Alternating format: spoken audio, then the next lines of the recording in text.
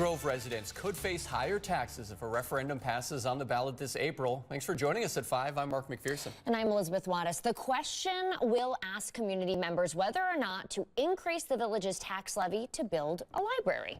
WMTV's Nicole Herzog spoke with residents who are divided on this issue. Nicole.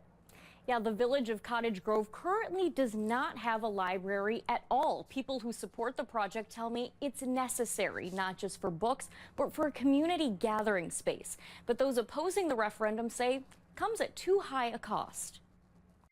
When you drive down Cottage Grove Road, you'll find the old Learning Ladder daycare site. The building shut down in August after operating for more than 30 years. That's where I met JP Villavicencio, who's lived in the village for 4 years and is a member of the Cottage Grove Library Board. I think the library is one of those things that people think is just the books. He says he wants to see the vacant property turned into a library. He envisions the spot as a safe place for kids to meet after school and an event space for community gatherings. One of those things that's really great about a library, and one of the things that our village is kind of missing, is that central place for all these things to come in. 5 miles down the road is Penny Library in Madison. With its close proximity, 20-year Cottage Grove resident and village trustee Peter Dahl says he believes building a library is not a priority. We're prioritizing something that is a nice to have, not a need to have. If the referendum passes, building a library would increase the tax levy in Cottage Grove by $1.3 million a year. Communities that do not have a library in Dane County pay a tax to support other area libraries. So Villavicencio says building a Cottage Grove library and removing that tax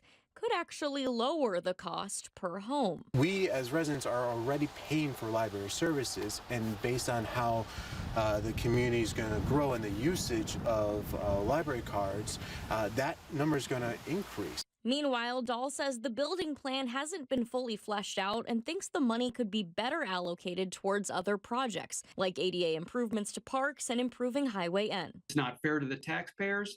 It's essentially putting a referendum in front of voters that is half-baked. An engineering assessment completed in December said the building would likely need to be demolished and renovated to accommodate a library, which those against the project say could increase costs.